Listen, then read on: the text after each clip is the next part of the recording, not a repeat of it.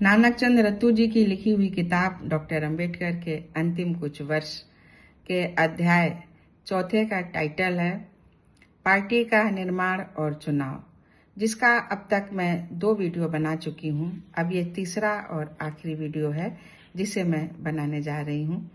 सर्वप्रथम आप सभी सम्मानित भाइयों और बहनों को मेरा सादर नमो बुद्धाय, जय भीम।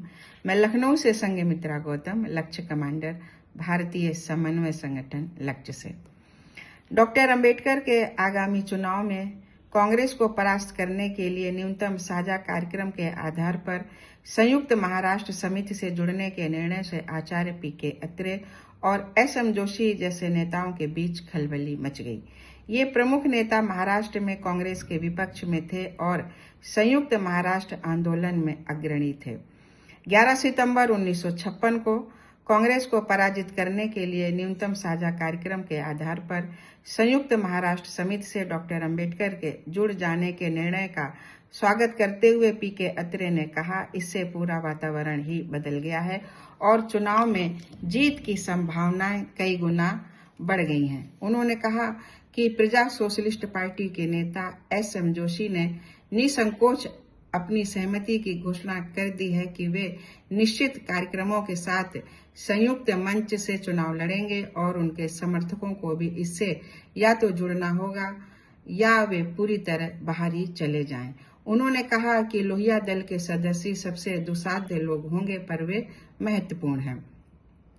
अत्रे ने डॉक्टर अंबेडकर से कहा कि वे 22 सितंबर को आयोजित संयुक्त महाराष्ट्र समिति की उप समिति की बैठक में शामिल होने के लिए किसी को नियुक्त करें जो चुनावों की तैयारी के लिए विस्तार से विचार विमर्श करेगी।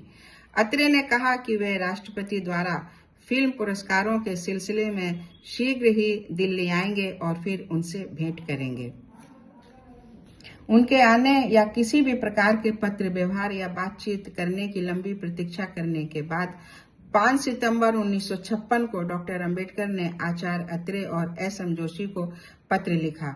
मुझे डर है कि आप दोनों व संयुक्त पार्टी के अन्य नेता को बहुत हल्के ढंग से ले रहे हैं और इस कारण मुझे कुछ संदेह हो रहा है कि जो आंदोलन आप चला रहे हैं उससे कोई चीज अच्छी निकल कर आएगी भी या नहीं।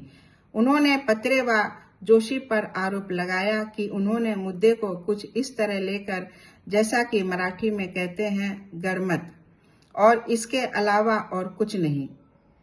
उन्होंने छीछालेदर कर रखी है। उन्होंने कहा, मेरे दृष्टिकोण में ये एक गंभीर मुद्दा है और इस पर गंभीरता से ध्यान देना होगा। ये ऐसा नहीं है जैसा कि आप सोच रहे हैं। इनकी पार्टी के बारे में जिज्ञासा व्यक्त करते हुए उन्होंने कहा, इसमें संयुक्त महाराष्ट्र के अलावा कुछ और भी है। राजनीतिक, सामाजिक व आर्थिक प्रश्नों पर उसमें क्या है। डॉक्टर अंबेडकर को गहरा संदेह था कि अत्रे जैसे लोगों के आंदोलन से, जिसका संयुक्त महाराष्ट्र के अलावा कोई योजना ना हो, कोई भी अच्छी चीज निकल सकती है। क्या चुनाव के बाद हम पृथक हो जाएंगे? क्या सब अपनी अपनी राह पकड़ेंगे या उन्हें अनुशासित करके साथ साथ रखना होगा? ये सवाल उनके सामने था। उन्होंने स्पष्ट कहा, जैसा कि आप जानते हैं, मैं अपनी राजनीति को बेहद गंभीरता से लेता हूं। यदि हमें साथी चुनना है तो तभी चुनना है जब हम उसकी नीतियों व चरित्र के बारे में संतुष्ट हो जाएं। जब तक ऐसा नहीं करते हम अकेले ही रहना पसंद करेंगे। ऐसे ही मुद्दे हैं जिस पर मैं आपसे चर्चा करना चाहता हूं। मैं आपसे कहना चाहता हूं कि यदि आप ये भार उठाना चाहते हैं और सही चीज सही ढंग से करना चाहते हैं तो आपको गंभीर होना सीखना होगा।